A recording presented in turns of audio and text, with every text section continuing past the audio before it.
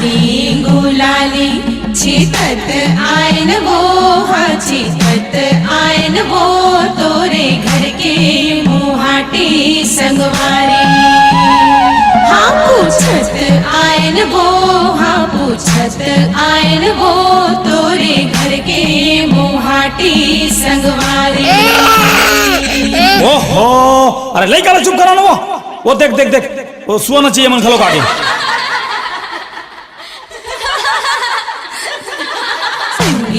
जहुरिया संग नाचे बर आयन वो, सुहाना चेबर आयन वो, तोरे घर के दुआरी संगवारी। सुहाना चेबर आयन वो, सुहाना चेबर आयन वो, तोरे घर के दुआरी संगवारी। आहा कतीक सुघर का तो बेटी है। वाह बढ़िया बढ़िया बढ़िया ले बेटी हो आओ गाओ आओ सुनाओ आओ नाचो।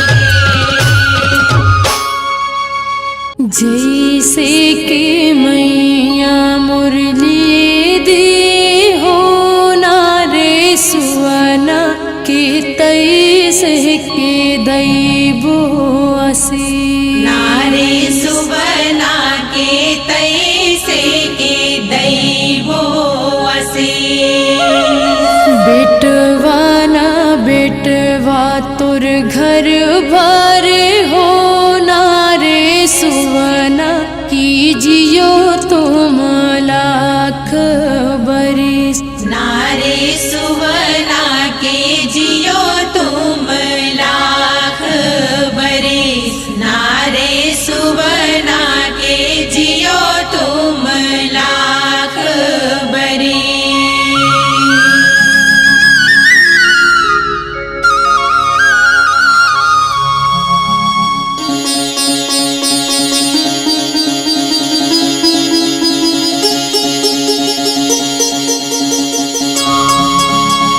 चंदनी गोंदा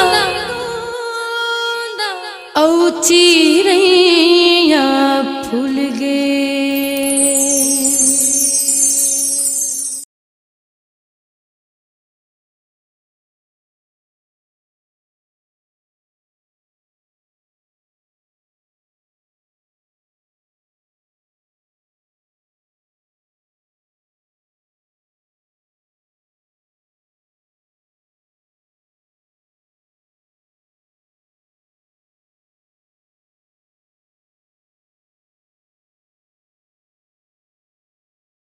अपनी आवाज को दीजिए एक नया मुकाम। डिजिटल रिकॉर्डिंग की दुनिया का जाना पहचाना नाम स्वरांजलि, जहां गूंजती हैं ध्वनियां अपनी माटी की सौंधी सुगंध के साथ। छत्तीसगढ़ी संगीत के विविध रंग जो पहुंचाते हैं पूरे प्रदेश में डिजिटल रिकॉर्डिंग के संग।